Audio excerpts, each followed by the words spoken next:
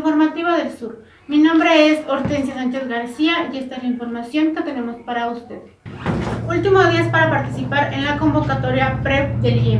En la entrevista con José Pablo Carmona Villena, jefe de la Unidad de Informática y Estadística del Instituto Electoral del Estado de México, hace la invitación a los ciudadanos de la región sur del Estado de México a participar como operadores del programa de resultados electorales preliminares.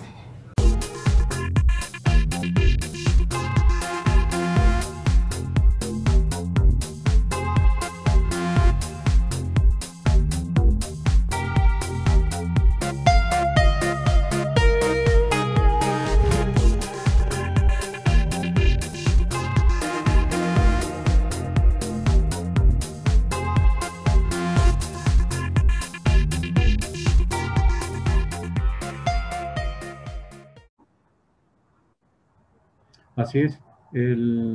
Actualmente tenemos la convocatoria para las personas interesadas, abierto a toda la población, precisamente de poder incluirse dentro del personal que operará el programa de resultados electorales preliminares, el PREP, que como sabemos tiene por objeto el presentar resultados la noche misma de la jornada electoral, presentándolos en red, sobre todo en el Internet, para que la ciudadanía observe que los resultados que tenemos nosotros registrados son los mismos que están en los avisos que están afuera de las casillas donde acudieron a votar. ¿Nos puede indicar cuáles son los puestos que hay disponibles y qué actividades van a realizar las personas que participen? Sí, con mucho gusto. Mira, Alejandro, el procesamiento de los resultados electorales la noche de la jornada electoral implica que los funcionarios de casilla llevan los paquetes electorales que contienen los votos y las actas de lo que se denomina escrutinio y cómputo, los llevan a las oficinas municipales y distritales. Allí, precisamente, va a haber por lo menos 4 personas en cada municipio que nos ayuden a, en principio, hacer acopio de las bolsas donde está contenida un acta de escrutinio y cómputo, la cual va a ser digitalizada mediante una fotografía. Y a partir de la imagen de dicha fotografía, nosotros estaremos capturando y verificando que los resultados sean los verídicos que están asentados en las actas de escrutinio y cómputo. Entonces, en estricto tenemos 4 personas que estarán trabajando al menos 4 en cada oficina. Particularmente en la zona de Tejupilco, nosotros tenemos una oficina municipal y una distrital en Tejupilco y, bueno, una oficina municipal en los municipios aledaños. También nos puede comentar cuáles son los requisitos para las personas que les interese participar en esta convocatoria y a partir de qué edad pueden participar.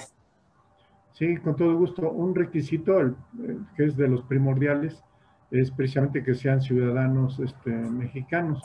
En consecuencia, pues ya deben ser personas mayores de 18 años. Consideramos que, dada la cantidad de trabajo que hay, que necesitamos mucha atención, que estén hasta 50, 55 años, es todavía muy viable. También deben de tener un nivel académico de medio superior, aun y cuando no esté concluido. Nosotros sabemos que allí en la región existe una universidad tecnológica que imparten precisamente conocimientos de tecnologías de la información y que creo yo que podría ser muy viable que muchos de sus estudiantes se puedan apuntar, se puedan inscribir, aprovechar la convocatoria que estamos haciendo. ¿De qué forma se pueden registrar quienes quieran participar? Sí, nosotros tenemos un registro electrónico, dadas las condiciones sanitarias, y en ese registro electrónico se lleva a cabo en la página de internet del instituto, la cual es www.iwem.org.mx. Allí se encuentra de inmediato la convocatoria, un botón para precisamente acceder, y el formulario de registro realmente es muy sencillo.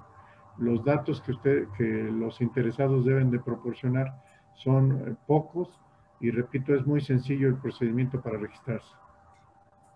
La etapa de esa convocatoria, ¿en cuántos pasos se divide? Es un solo paso, nada más entra uno allí, se presenta de inmediato el formulario, registra uno sus datos, le regresa de inmediato el folio con el cual queda registrado, debe de imprimir esa carátula a fin de que en los siguientes pasos él pueda demostrar que el interesado pueda demostrar que ya se hizo la inscripción correspondiente. Pero es muy sencillo el procedimiento. ¿Cuál es la fecha límite para poder participar en esta convocatoria? Sí, al respecto ya estamos en las fechas finales, ya estamos en el último tramo. Todavía lo tenemos hasta el próximo día 15 a las 4 de la tarde, es el último momento de registro. Por ello, yo me permitiría muy respetuosamente invitar a todos los jóvenes, a los interesados, pues a participar en esta convocatoria y que nos apoyen precisamente para el procesamiento de los resultados preliminares.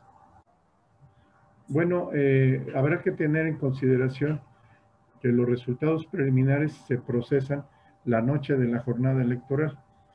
Por tanto, nosotros sí requerimos una gran disponibilidad de horario, que sea un horario abierto y que pues tengan mucha atención. Nosotros necesitamos ahí pues muchos procesos de atención. También tenemos nosotros simulacros que se llevan a cabo los días domingos y en consecuencia, pues sí, la disponibilidad, sí lo necesitamos que pues que la tengan en cuenta, ¿no? Uh-huh. Y ¿nos puede repetir cuántas son las vacantes que hay disponibles en cada oficina?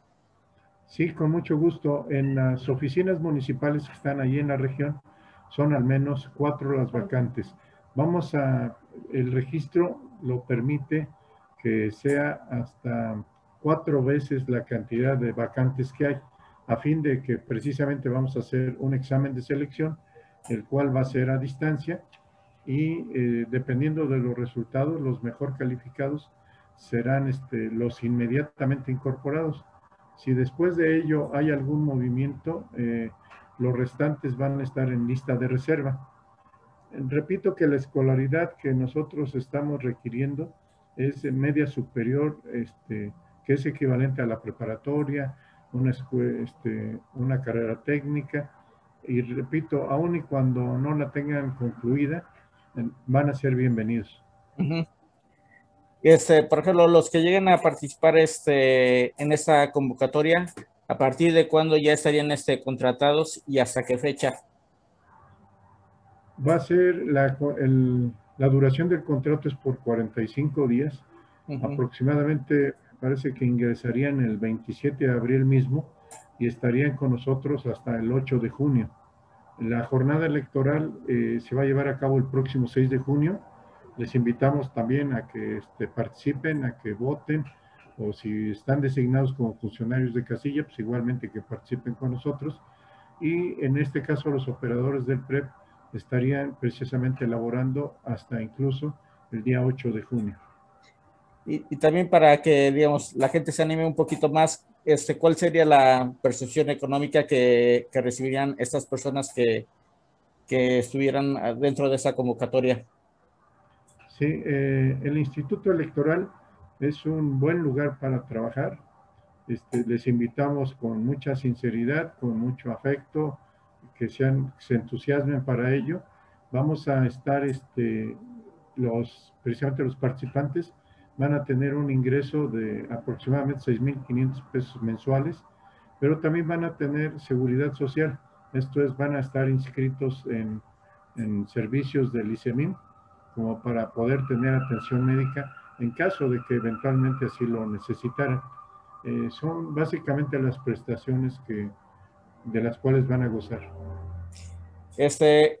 Los que están participando en esta convocatoria PREP, ¿van a manejar alguna especie de equipo de cómputo o cómo es el registro de la captura de estos datos que se van a emitir el día de la jornada electoral? Sí, de entrada, para efectos de digitalizar las actas, se utilizan un teléfono celular que nosotros configuramos para poder tomar esa fotografía adecuadamente. Ese es un punto. Luego, mediante computadoras, estarían precisamente haciendo la captura y la verificación de los resultados. Son operaciones realmente muy sencillas. Hasta yo lo podría hacer, creo.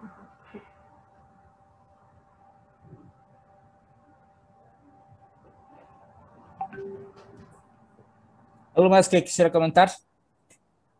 Sí, cómo no, sobre todo reforzar la invitación a que participen en la convocatoria. Tenemos mucha necesidad de personal precisamente en toda la zona del sur del estado. Eh, Sabemos que son personas muy comprometidas y que nos gustaría contar con su participación. Que se inscriban a la convocatoria. El examen es muy sencillo y también seguramente van a poder estar compitiendo este, con muchas posibilidades de éxito, pero que participen con nosotros. Muchas gracias. Gracias a ti, Alejandro. Estamos a la orden.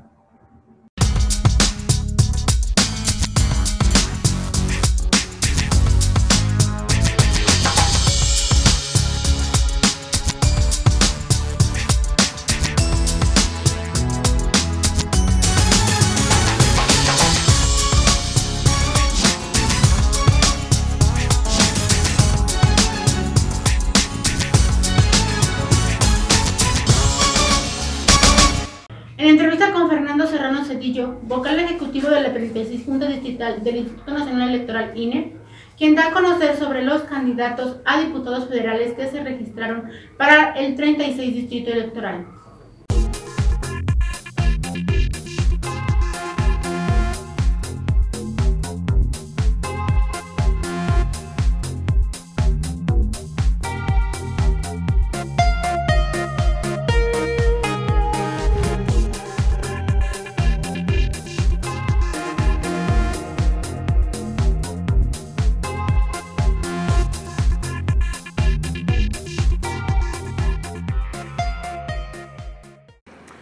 Sí, muchas gracias Alejandro por ayudarnos a difundir las actividades del INE, especialmente de la 36 Junta Distrital Ejecutiva y del 36 Consejo Distrital.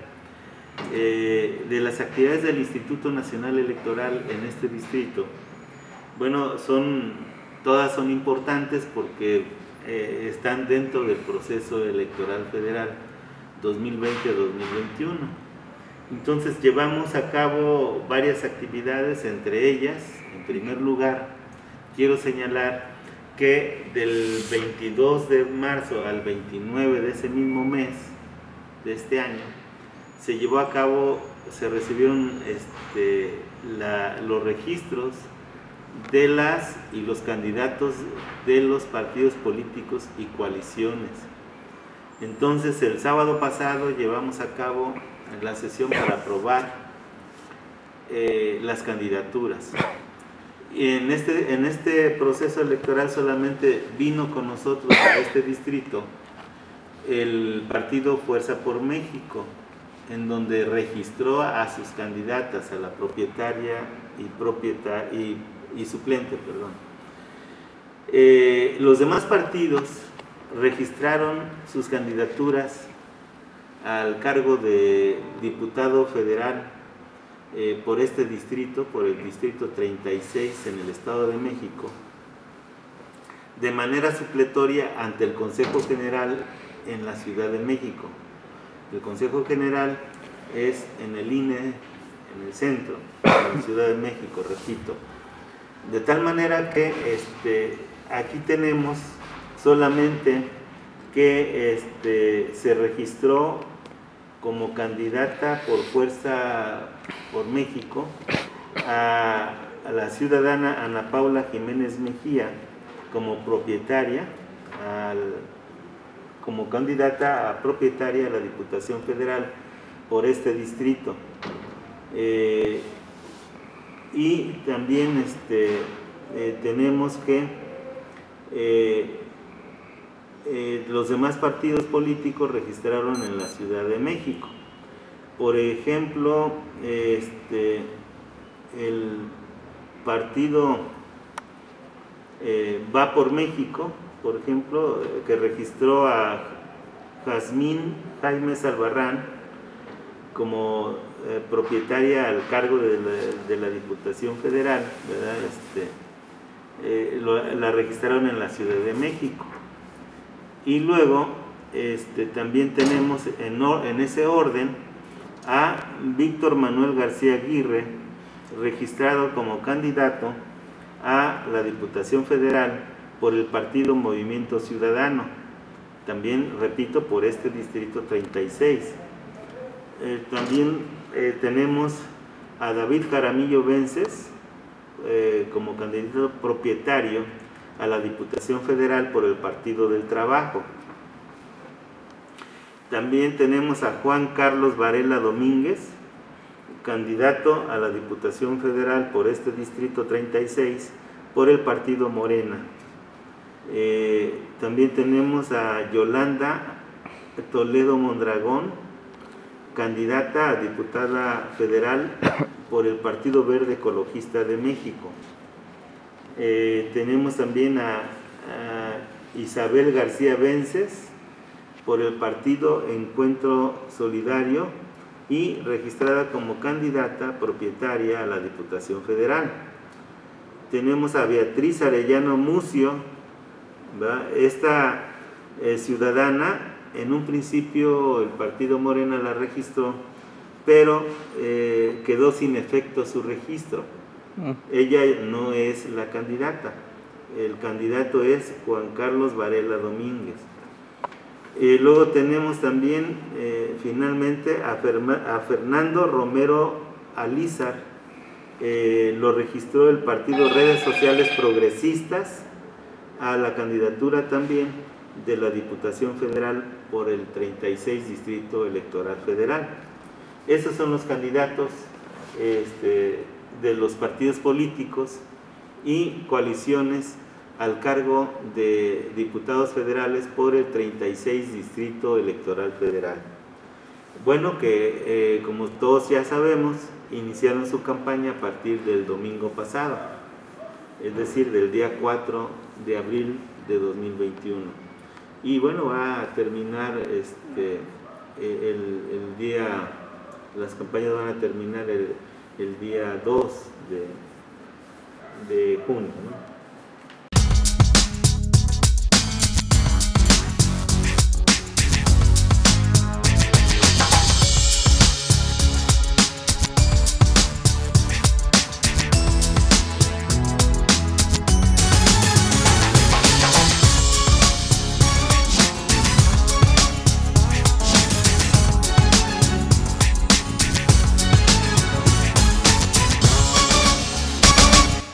Dimensión teatral. Clemente González González, responsable del taller de teatro en la Universidad Tecnológica del Sur del Estado de México, nos explica sobre que la cultura es la tercera dimensión teatral.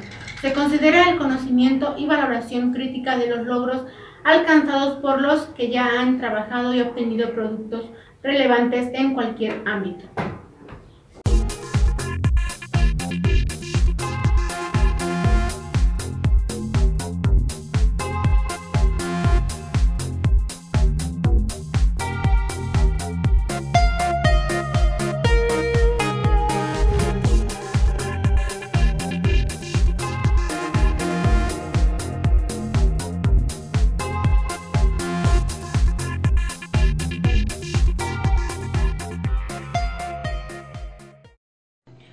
Hola, nuevamente Clemente González González, responsable del taller de teatro de la Universidad Tecnológica del Sur del Estado de México, UTSEM.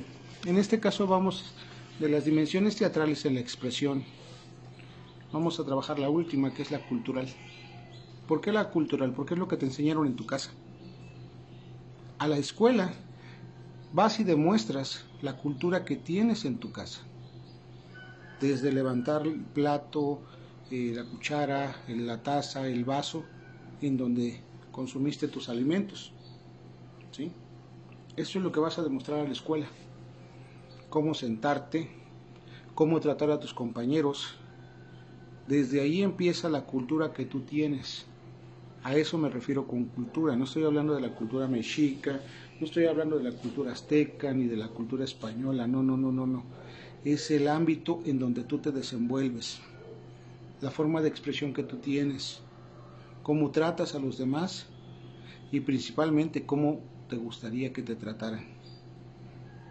Te podría hablar de un sinfín de frases célebres de autores intelectuales conocidos y desconocidos, ¿sí? Pero básicamente es un conocimiento, es una valoración, es una crítica de ti mismo. ¿Por qué? Porque cuando vas a una casa diferente a la tuya, te das cuenta que todos se sientan en la mesa a comer. No cada quien en su habitación, no están viendo la tele y comiendo. Son hechos relevantes que vas trabajando de acuerdo a cómo tú quieres vivir. Esa es la cultura que tú enseñes, porque a tu casa traes la cultura que tienes en la escuela. Si tú no tienes la cultura de escuchar, si tú tienes esa dificultad para poder expresarte, nosotros le llamamos chisme. ¿Por qué? Porque cuando el profesor te dice, ¿tienen alguna duda? Y todos, ¿no? Se va el maestro y, oye, ¿le entendiste a esto? Oye, el maestro no sabe, el maestro aquello, la maestra aquella, ¿ya viste esto? Entonces no es cultura. Eso es precisamente entonces lo que tienes en tu casa. Lamentablemente el chisme, el cotorreo, el no decir las cosas de frente, ¿sí? Entonces nosotros necesitamos ver qué parte de cultura es la que necesitamos para nosotros, para poder convivir, ¿sí? A eso le llamamos cultura.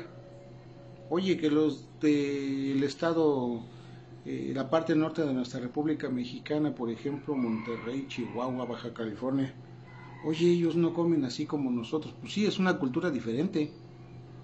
No estamos diciendo nada del otro mundo, ¿sí? Las personas que viven en nuestros estados hermanos de esta parte sur, que estamos hablando de Chiapas, estamos hablando de Quintana Roo, ¿sí? Tienen una cultura diferente, cocinan diferente. Eso es una cultura, la cultura que tú expresas hacia afuera, ¿sí? Te mencionaba de la escuela, lo que aprendes en este lugar de estudios, lo expresas en tu casa. ¿Por qué? Porque te sientas y pones la pata encima de la otra silla. Y digo pata porque si te dicen pie, pues a veces no sabemos ni qué es un pie. No es una medida. Estoy hablando de tu calzado. Subes los pies encima de la sala, subes los pies, o sea, ¿sí? Eso es la cultura. Y como te mencionaba, la cultura que tienes en tu casa, la llevas a la escuela. Hasta la forma de hablar. ¿Cómo le hablas a tu mejor amigo? Con unas palabras antisonantes y todos, es que sí nos llevamos. Esa es la cultura. Esa es así la forma que tú quieres que te traten. Esa es la forma con que quieres que te traten en tu próximo empleo. Difícilmente esa cultura la modificamos. Porque desgraciadamente tenemos a veces tan arraigadas las cosas malas que decimos, ay, pues yo soy así, y si quieren. ¿Seguro? ¿Seguro que así quieres que te traten? Te lo voy a poner con un ejemplo todavía más vivo. En el momento de que tú llegues a manejar una unidad, en este caso ya sea una motocicleta o un carro, ¿sí? Cuando no tenemos cultura vial, nos importa un comino atravesar el carro. Llega otra persona y se molesta, oye, espérate, dame chance, te lo piden de buena manera, ¿sí? Oye, dame chance, fíjate que pues, quiero pasar, o sea, ¿por qué atraviesas tu carro? O sea, ¿por qué te estacionas mal? Y si empiezas con esa actitud, me vale, pues yo soy dueño de la calle y mi pregunta, es, si fueran invertidos los papeles, en que a ti te toque una persona que no tiene cultura vial, atraviesa su carro y tú tienes prisa, y te contesta de esa manera. Es por eso que empiezan los problemas, los gritos, los golpes. Hasta tiene que a veces llegar la policía para calmar los ánimos. Entonces, sí me gustaría que quedara bien definida lo que es cultura. La cultura con la que te educaron, la cultura con la que quieres tú que te traten. Dentro del teatro, la cultura está totalmente hermanada, unida, con lo que llamamos nosotros disciplina, con lo que nosotros llamamos valores, valor cívico, no estar en el chisme, no estar inventando cosas, ¿sí? De eso está pegada la cultura, de muchas cosas que nos hacen ser mejores humanos. Una de las cosas que tenemos en la universidad es que buscamos que seas un mejor ser humano. Humanidad. Eso es lo que buscamos, que seas más humano, que te pongas en el lugar del otro. ¿Cómo te gustaría que te trataran? Así trata a los demás. Porque muchas veces decimos, yo no entiendo por qué me tratan así. Fíjate cómo los has tratado. Digo, es un ejemplo. Si lo quieres tomar, sería una excelente oportunidad para que empieces a cambiar ciertas cosas que muchos dicen, me vale. Qué bueno que te valga. Lamentablemente esas personas, pues la vida desgraciadamente les trata un poquito diferente a nosotros. Por eso te pido y te suplico de la manera más atenta, cambia el trato que tienes hacia los demás, sé más cordial, sé más humano. En esta casa de estudios buscamos lo mejor para ti y para todos, con un trato digno, igualitario. Eso es lo que nuestra Universidad Tecnológica del Sur del Estado de México busca. Algo mejor para ti, para mí, para el de la derecha, para el de la izquierda, para el de arriba y el de abajo. Espero que se haya comprendido un poco más lo que nosotros queremos decir con cultura. Cuando decimos que alguien no tiene cultura, es que no se ha puesto en los zapatos del otro o no le ha tocado sufrir lo que muchas veces nosotros llamamos sufrimiento de desvelos, sufrimiento de que no comes a tus horas, para valorar el esfuerzo que tenemos que hacer para tener una carrera que nos gusta. Porque permíteme decirte que la carrera que tú escogiste, nadie te obligó. Fue algo que a ti te gustó. Hay personas que les gustó ser hasta astronautas y tuvieron que pasar por muchas cosas para hacerlo. Yo te invito a que le sigas echando ganas, te sigas quedando en casa, te cuides y cuides a tus familiares. Hasta luego.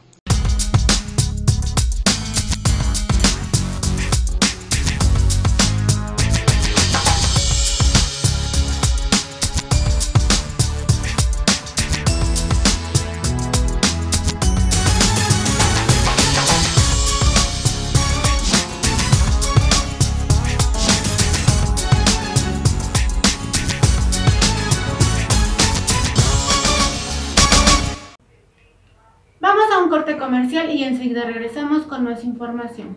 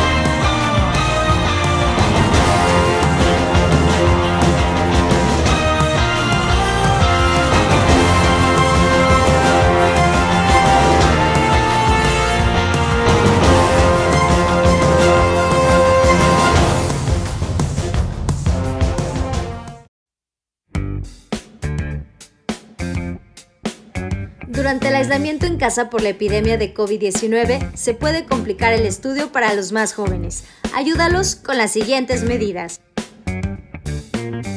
Fija un horario exclusivo para el estudio, pregúntales sus dudas y cuáles son los temas que les resultan más difíciles. Realicen repasos juntos y consulten libros escolares de apoyo. Para fomentar la lectura, pueden elegir un par de libros y leer 20 minutos por día. Estas acciones contribuyen a la disciplina y el desarrollo intelectual de niñas y niños.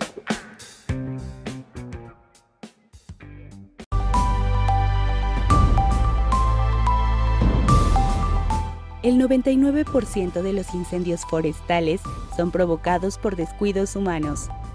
Una de las principales tareas en materia de protección al medio ambiente que cumple el Gobierno del Estado de México a través de Probosque es el combate de incendios forestales. Para realizarlo oportuna y eficazmente, se cuenta con brigadas de combatientes de incendios capacitados y ubicados estratégicamente en diferentes puntos de la entidad. Como parte de las acciones preventivas, se realizan brechas cortafuego y cinturones negros.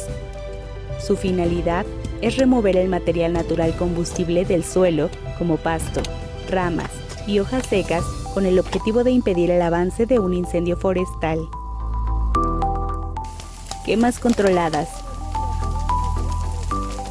Se realizan en zonas con alto nivel de material natural combustible, cercanas al bosque como pastizales. El objetivo es eliminar material que pueda ocasionar un incendio forestal. Aunado a estas actividades, Probosque brinda cursos y capacitación a escuelas, ejidos, comunidades, instituciones y organizaciones del sector público y privado. Reporta incendios forestales al 911 o al teléfono rojo de Probosque 800-590-1700. Prevenir es mejor que combatir. Cuidemos nuestros bosques.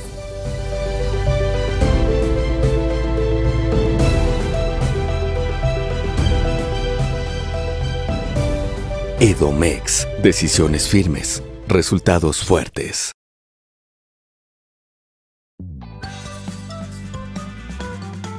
En estos días de permanecer en casa para evitar la propagación del COVID-19, la Secretaría de Cultura mexiquense recomienda visitar la Biblioteca Digital del Fondo Editorial del Estado de México.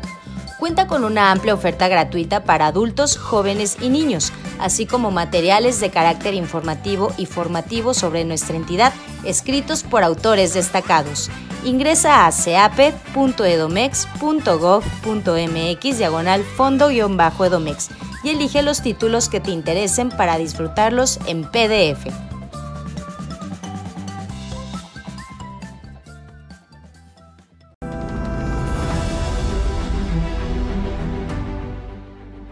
El 99% de los incendios forestales son provocados por descuidos humanos.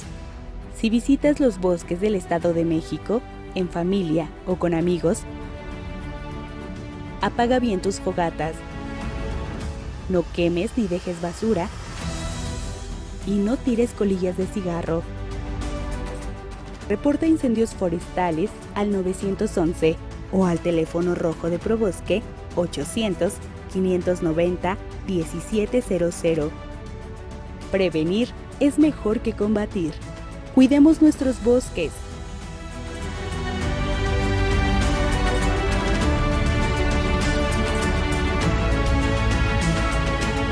Edomex. Decisiones firmes. Resultados fuertes.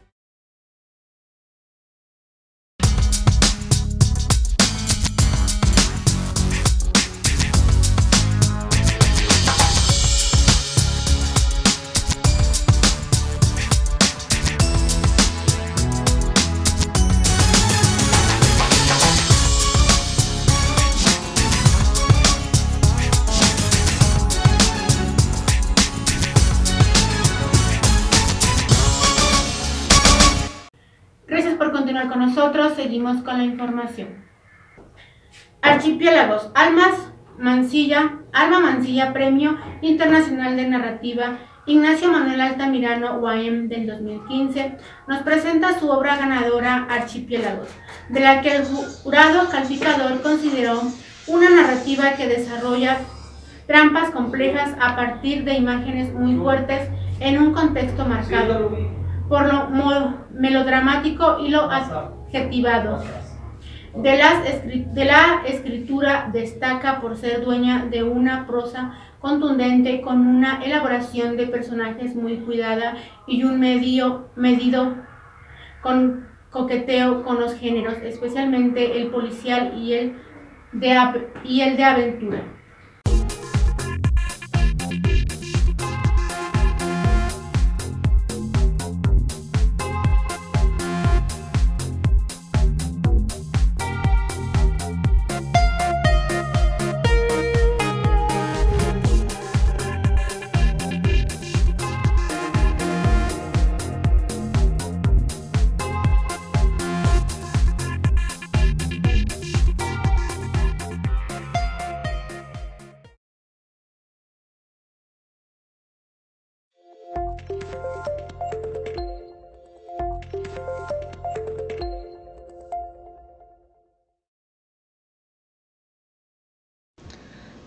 Hola, soy Alma Mancilla. En este contexto tan extraño, tan inusual que vivimos hoy en día, creo que nos estamos acostumbrando a esta situación, a hablarnos a través de una pantalla, a conocernos y a vernos y a hablar de lo que hacemos así, a la distancia. Así pues, quiero agradecer a la Dirección de Publicaciones de la Universidad Autónoma del Estado de México la invitación a presentarles, a hablarles brevemente de mi libro Archipiélagos, que forma parte del acervo editorial de dicha institución. Archipiélagos se publicó hace ya algunos años, en 2015 para ser precisos, año en el que tuvo la fortuna de hacerse acreedor al Premio Internacional de Narrativa Ignacio Manuel Altamirano. Se publicó ese mismo año. Debo decir que es una edición muy bonita, una edición que a mí me gusta mucho, con ilustraciones de Mayra Meneses y bueno, un libro en el que hubo por parte de quienes elaboraban en ese momento y que se ocuparon de su edición, mucho trabajo bien hecho. Y sobre el libro en sí, ¿qué les puedo decir? Un archipiélago es, por definición, una serie de islas separadas que forman, sin embargo, o que se perciben como un conjunto. Y bueno, de ahí el título. Creo que ese título define muy bien, quizá no lo que yo quería que fuese ese libro, pero sí lo que terminó siendo. Es decir, una serie de historias que pueden ser leídas de manera independiente, pero que a la vez forman un todo. Y es que resulta que, bueno, yo concebí originalmente Archipiélagos como una novela, pero también me doy cuenta y me di cuenta casi desde el momento en el que estuvo listo el libro, de que también podía no serlo. Y a mí me parece magnífico que sea posible dejarle al lector esa decisión, si es o si no es una novela. Ahora bien, si yo tuviera que elegir un elemento unificador, un elemento en torno al cual se articula la totalidad del libro, ese elemento sería el escenario. Los personajes que habitan las 4 historias de Archipiélagos, las 4 historias o los 4 capítulos, según quieran ustedes concebirlo, tienen en común la estancia, en algunos casos breve, en algunos casos más prolongada, en un sitio conocido como Isla de Arena. Este sitio es una isla perdida, ¿no?, allá en los confines del Atlántico Norte, que de hecho existe en la realidad. Pero claro, la Isla de Arena que aparece en este libro se parece solo someramente a esa isla que existe, como ya dije, ¿no? en la geografía real. Y en este caso, bueno, es más un recurso literario que una copia fiel de ese espacio. Y bueno, en torno a este sitio yo imaginé a varios personajes. Imaginé a un marinero que busca a la mujer que amó, a una chica enferma de cáncer, al pastor de un instituto de salud mental, un instituto para enfermos mentales, obsesionado con un interno que quizá guarde un secreto, a un detective que busca a una chica desaparecida en esa misma isla, ¿no? El primer párrafo del libro, el que abre la primera historia, nos muestra justamente a ese personaje, ¿no?, que se va acercando a la isla. Y dice así, se los voy a leer. Apenas llegó a la isla, el oficial Jan tuvo la impresión de estarse adentrando en un sueño. Yo creo que esta idea me gustaba, la idea de que todo en el libro tuviera una cualidad un poco onírica, ¿no?, de que las conexiones entre una historia y otra fueran más sugeridas que tajantes. Porque si a ustedes les interesa leer Archipiélagos, pueden leer las historias por separado, pero también pueden leerlas de manera conjunta. Yo elaboré las historias de manera independiente, pero también imaginé conexiones entre ellas, conexiones que hablan acaso de una historia de trasfondo que las une y que las vincula. Y bueno, creo que con eso yo terminaría. Creo que los libros deben hablar sobre todo por sí mismos. Así que los invito a conocer Archipiélagos, que pueden encontrar en las librerías universitarias y que también pueden encontrar con una licencia Creative Commons en el repositorio institucional de la Universidad Autónoma del Estado de México. Espero que la busquen, que la lean y sobre todo que la disfruten.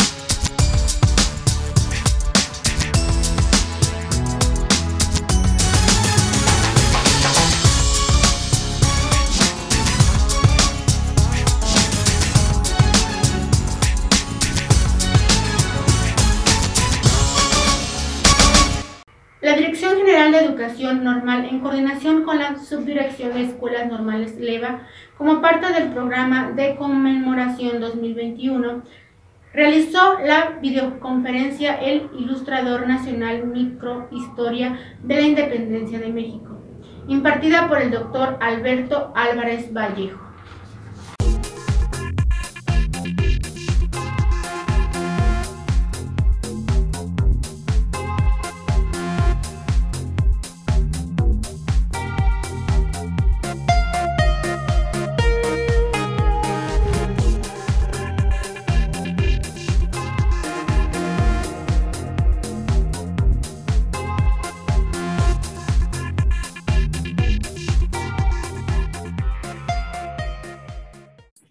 Eso sí, como resalto, la presencia del doctor Alberto Álvarez Vallejo en estas actividades que la Dirección General de Educación Normal, en coordinación con la Subdirección de Escuelas Normales, lleva a cabo como parte del programa de conmemoraciones 2021.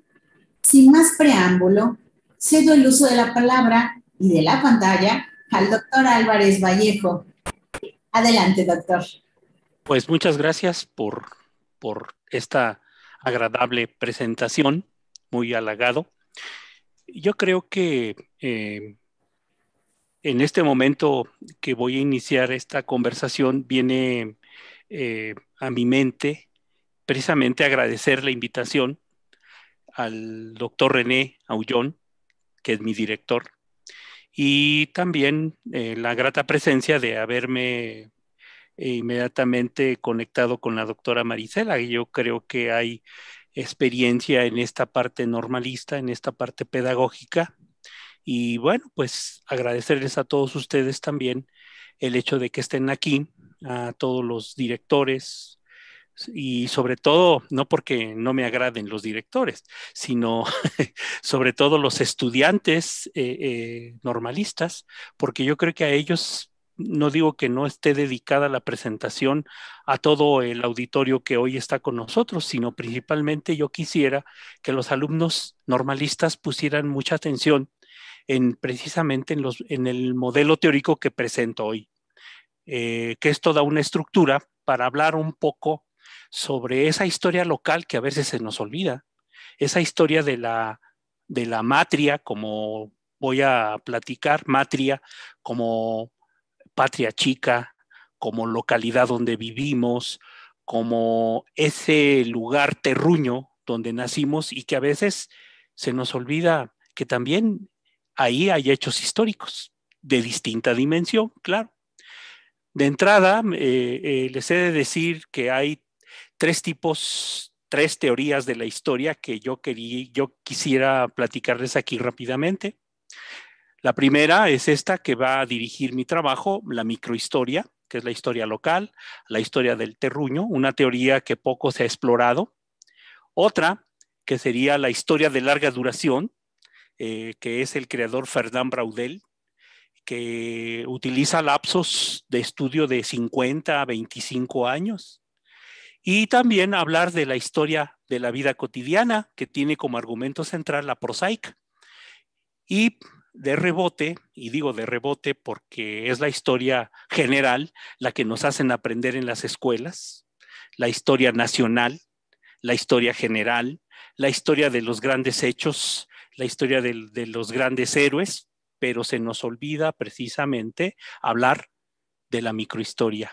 Y también en este momento viene a mi mente el trabajo de un gran historiador, pero sobre todo filósofo mexicano, Mario Otero, que decide indagar sobre la derrota de Miguel Hidalgo en Puente de Calderón. Y entonces se va a ubicar en un punto donde visualmente puede dominar el escenario de la batalla. Y entonces puede reconstruir a partir de esa mirada, de esa gran explanada, de ese gran valle, digámoslo así, donde está Puente de Calderón, y se explica con mucha claridad por qué la derrota de Hidalgo en este lugar. Un ejército no improvisado, pero un ejército que no tiene pertrechos, que no tiene estrategia, no debería de haber enfrentado al ejército realista, educado, preparado para la guerra, en un lugar abierto. Y entonces Mariano Otero nos muestra precisamente esta gran derrota y la explica territorialmente. Pero bueno, entonces entremos directamente en materia. El ilustrador nacional, como lo mencionaba ya el profesor Carlos Ocadiz, vivió pocos días, vivió poco tiempo, pero a lo mejor la continuación fue lo más potente, ¿no? Porque ya estuvo directamente en manos de don Andrés Quintana Roo. Cuando termina esta publicación en Sultepec, precisamente don Andrés Quintana Roo toma en sus manos la edición del periódico con mayor formalidad, con mayor tecnología, y se van no muy lejos, se van a El Oro, México, y ahí continúan precisamente con la publicación de un periódico más organizado. Pero vamos a ver qué es el ilustrador nacional y por qué una microhistoria de la independencia de México. Y como subtítulo aquí en la primera diapositiva es la historia local. Y sobre todo quisiera yo resaltar cómo Toluca, en este ilustrador nacional, está presente en su territorio y donde se dan precisamente algunas batallas que a veces uno, como habitante cercano, desconoce totalmente. Pero vamos a avanzar a la siguiente diapositiva para poder presentar precisamente el esquema general de este trabajo. El contenido, hablar de la microhistoria como la teoría de la historia local, de la matria, del terruño, pero también agregar aquí que una de las acepciones de teoría es vigilar, es observar, y sobre todo una acepción que a mí me gusta mucho de la palabra teoría es cuidar. Cuidar lo que se dice, cuidar lo que se hace, cuidar lo que se investiga, porque precisamente la teoría es el fundamento de una investigación. Y entonces, por esa razón, a mí me es fundamental como académico, pues tener un fundamento claro que me anteponga de lo que yo quiero hablar. Y en este caso, hablar del Ilustrador Nacional como segundo punto, editado en Real de Sultepec, Real de Minas, precisamente un día como hoy, 11 de abril de 1812, aparece el número 1. Y por eso el festejo, la invitación y la realización de este evento que a mí me parece fundamental para la historia local. Y el tercer elemento, pues es hablar precisamente de Toluca, de su territorio, de sus esquinas, de sus edificios en 1812 y cómo participan precisamente en esta guerra de independencia. Avanzamos, por favor, y entramos al contenido directamente de la microhistoria. Como dije, teoría de la historia local, la matria, el terruño, y los principios de la historia local son autónomos y opuestos a los de la historia general, precisamente cuando yo estoy hablando de esa historia general que nos enseñan en las escuelas y que yo invitaría precisamente a la reflexión a que fuéramos incorporando estos elementos a los planes y programas de estudio. Entonces, la historia particular es muy distinta a la historia total y colectiva. Porque a lo mejor va a hablar de algunas cuestiones más cercanas, más íntimas. El punto de vista, el tema y los recursos de la microhistoria difieren del enfoque, la materia y el instrumental de las historias que tratan al mundo, de una nación o de un individuo. Vamos a ir avanzando para ver cómo nos vamos adentrando precisamente en esta teoría. Por favor.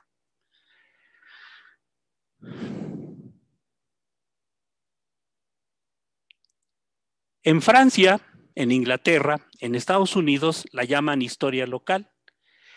Lo importante no es el tamaño de la sede donde se desarrolla, sino la pequeñez y cohesión del grupo que se estudia, lo minúsculo de las cosas que se cuentan acerca de él y la miopía con que a veces se les enfoca. Porque precisamente nos olvidamos que realmente el héroe de un proceso social es la persona común, la que a veces murió sin el gran reconocimiento. Sin embargo, esto es importante porque de alguna manera permitirá a cada localidad reconstruir su propia memoria. Por ejemplo, en lo que cambia la diapositiva, les platico que yo vivo en el municipio de Sinacantepec, en la cabecera municipal, y por el frente de mi casa, me platicaba mi papá, pasaba el tren, el Perico, que hacía el recorrido de San Juan de las Huertas a Toluca y también llegaba a Tenango.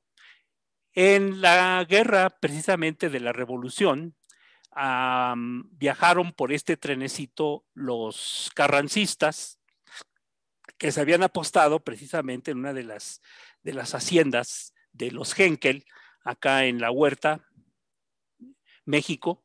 Y entonces en uno de estos viajes viajaron borrachos, tomados, iban arriba en la parte de arriba del tren y uno de ellos cae al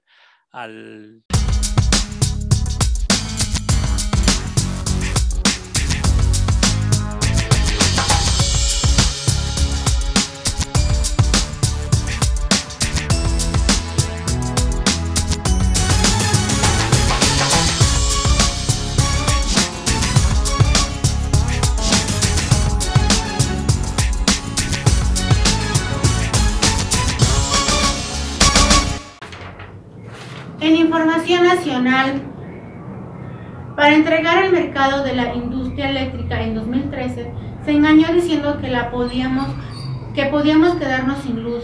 Falso. De hecho, si hoy la Comisión Federal de Electricidad utiliza toda su infraestructura, podría producir suficiente energía para todo el país.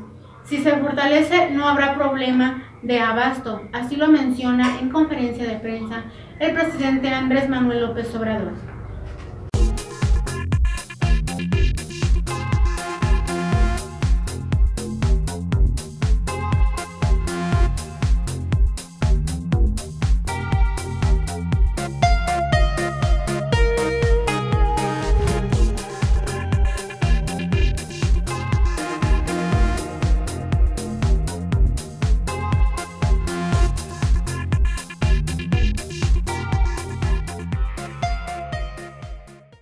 Para entregar el mercado de la industria eléctrica se dijo que podíamos quedarnos sin energía, cuando no era cierto, porque la Comisión Federal de Electricidad tenía capacidad para producir toda la energía que se necesitaba. Tan es así que si se permite subir la energía que producen todas las plantas de la Comisión Federal de Electricidad el día de hoy, a pesar del abandono intencionado durante mucho tiempo de estas plantas que fueron cerradas, subutilizadas, que querían que se convirtieran en chatarra para dejar el mercado por completo a las empresas particulares, sobre todo extranjeras.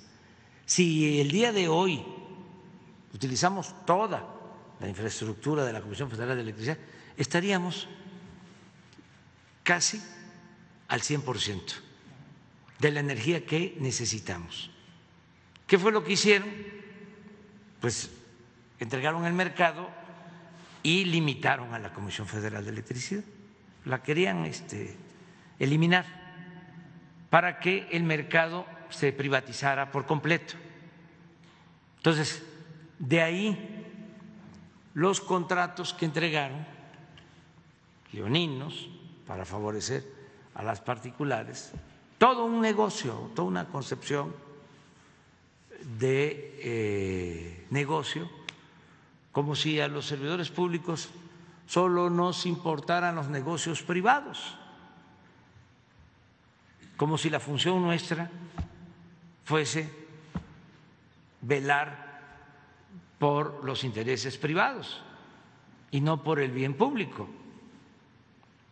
A los servidores, a los funcionarios, solo nos deben de interesar los negocios públicos.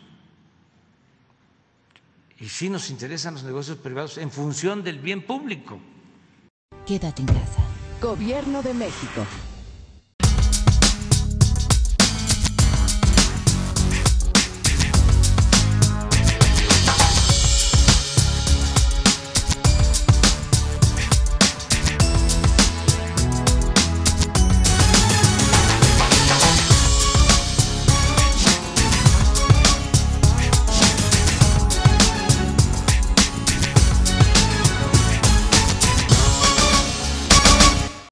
El tortuoso e incierto viaje de los migrantes hacia Estados Unidos es casi mediodía en el municipio de Apizaco, México, donde está el albergue Sagrada Familia, y unos 200 migrantes que llegaron la noche anterior retoman desde aquí la travesía rumbo a Estados Unidos.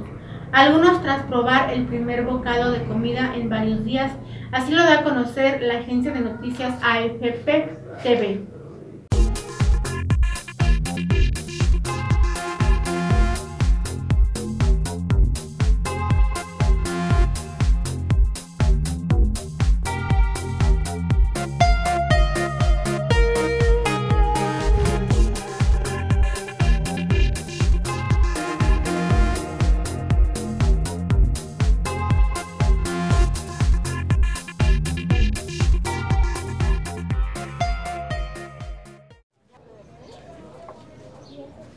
Este es el albergue Sagrada Familia en Apizaco, en el estado mexicano de Tlaxcala. Es el único lugar de la zona donde un creciente número de migrantes pueden encontrar un espacio seguro para comer y descansar en su incierta ruta hacia Estados Unidos. Miren, el grupo de nosotros propios solo éramos 15, pero de 15 todos se regaron, solo quedamos 3. De 3, la muchacha ahorita de que veníamos, la migración, nosotros los tiramos por un lado y ella tiró por el otro, no sé de ellos, solo nosotros dos los hemos venido juntos. La mayoría de ellos proviene de Centroamérica. Han tenido que hacer parte de la travesía a pie y pernoctar al lado de las Vías de la Bestia, una línea de trenes de carga que usan clandestinamente para cruzar México. Digamos, casi me considero un inmigrante por naturaleza, por los problemas que hubieron de las tempestades esas de ETA y OTA, ¿sí? No pensaba, yo nunca pensaba en mi tierra porque igual conseguíamos para la comidita, ¿verdad? Pero al quedarse sin nada, había que tomar la decisión. Los menores que viajan solos y las mujeres con niños pequeños tienen más posibilidades de ser admitidos desde la llegada a la Casa Blanca de Joe Biden, que flexibilizó la política de tolerancia cero de su antecesor Donald Trump.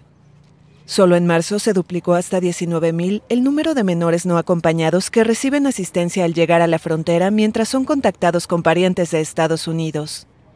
El pasado fin de semana, las autoridades mexicanas anunciaron el rescate de 19 menores y 117 adultos en manos de traficantes conocidos como polleros en una casa de Tlaxcala. En 2020 atendimos alrededor de 6,500 personas. En 3 meses llevamos casi la mitad. Entonces sí hay un incremento muy importante. En marzo fueron detenidos 172,000 indocumentados en Estados Unidos, un alza del 71% en un mes y el nivel más alto en 15 años. Según cifras oficiales, el 60% fue expulsado a México por protocolos de COVID-19. El movimiento de migrantes era mucho con grupos más reducidos, ¿no? Entonces iban llegando poco a poco grupos de 5 o 10 personas hasta que se completaba el cupo que tenemos aquí en el albergue. Pero la característica última es que viajan grupos numerosos. México reforzó la vigilancia en su frontera con Guatemala para detener el flujo, pero expertos afirman que las personas toman rutas alternativas.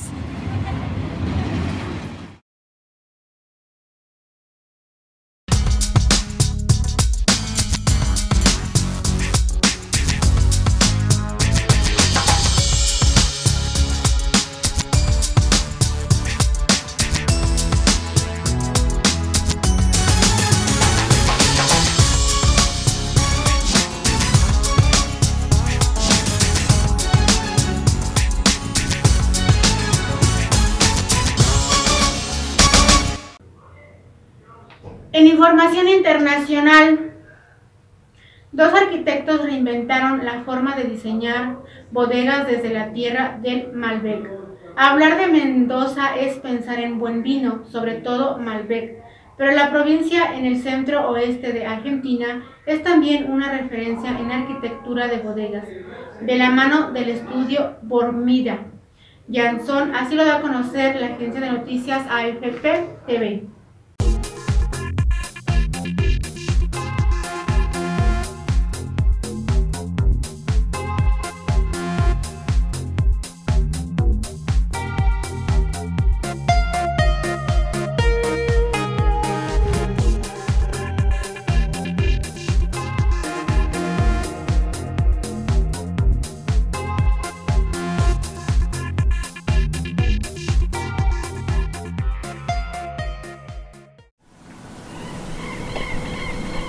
Mendoza es sinónimo de buen vino, pero la provincia argentina es también una referencia en arquitectura de bodegas.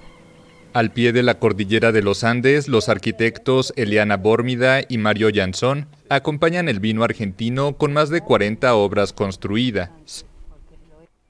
Por eso es que empezamos a desarrollar la idea de una arquitectura del paisaje, donde no nos interesaba solamente hacer un diseño de buenos edificios, sino también hacer una arquitectura que dialogara muy profundamente con el paisaje andino, el paisaje de las montañas nevadas.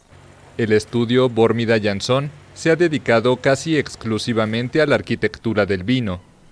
Entre sus obras más emblemáticas destacan Bodega Salentine, Aufugnier y Diamande. El espacio Salentine conecta la bodega, una capilla y el centro de visitantes por un eje de 1,5 kilómetros de largo, en un complejo de 2,000 hectáreas de viñedos. E hiciéramos de las bodegas no solamente lugares para la elaboración de buenos vinos, o sea, lugares para una enología moderna, contemporánea, sino también lugares para recibir visitantes. La diversidad de estas bodegas, ubicadas en la inmensa geografía de Mendoza, se basa en una interpretación de cada cliente y del lugar donde se proyecta la obra. Para la fachada del centro de visitantes Quilca, que en quechua significa entrada, se utilizó una novedosa técnica con hormigón ciclópeo, una mezcla de arena y cantos rodados tomados del suelo de la zona. Entre propietario, enología y arquitectura y arquitectos. Entonces, de esa manera hemos podido desarrollar estos palacios, estos templos del vino. En Mendoza se elabora más del 70% del vino argentino, una producción alojada en la que sus autores describen como una arquitectura del paisaje. El innovador diseño ha traspasado fronteras y ahora cuenta con proyectos en Bolivia, Uruguay, México, Portugal o Rusia.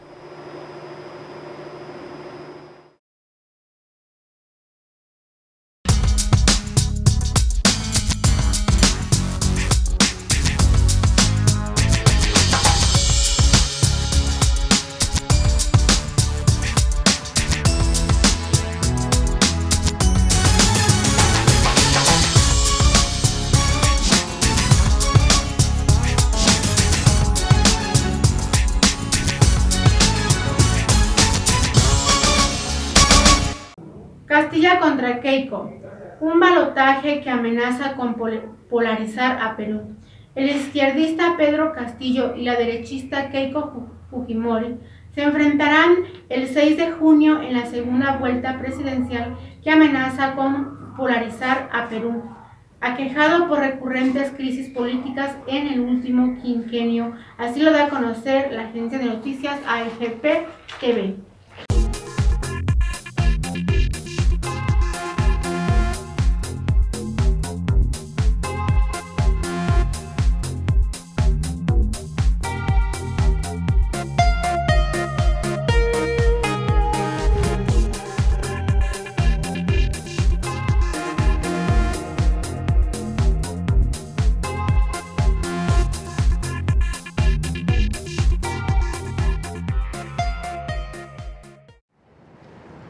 El izquierdista Pedro Castillo y la derechista Keiko Fujimori se enfrentarán el 6 de junio en la segunda vuelta de las elecciones presidenciales de Perú. El balotaje se augura polarizado, no solo por la ideología, sino también por la geografía, entre Lima y la opulenta costa norte contra el resto del país andino y rural.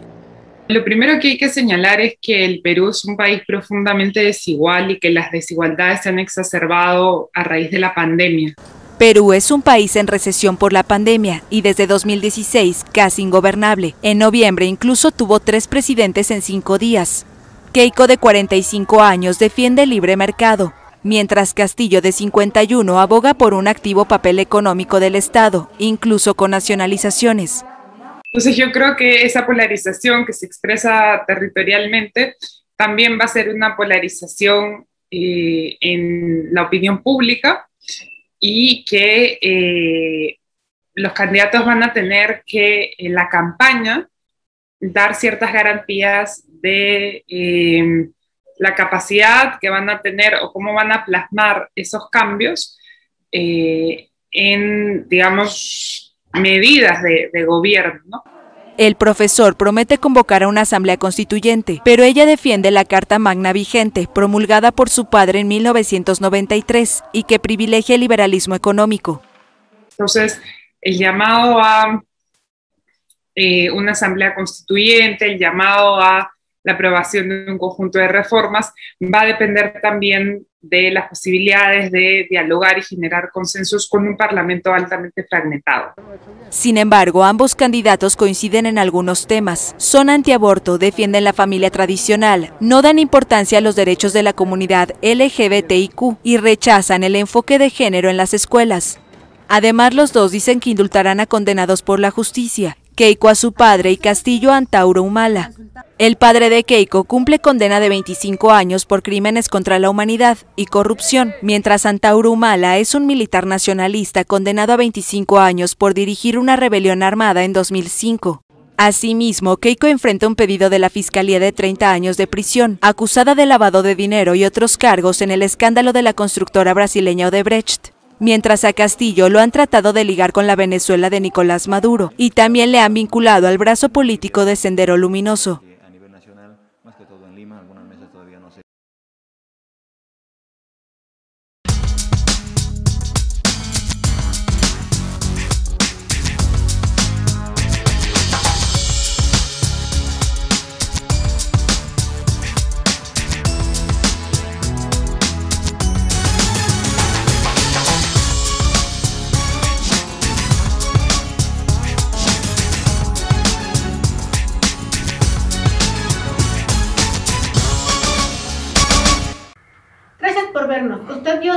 local Puerta Informativa del Sur.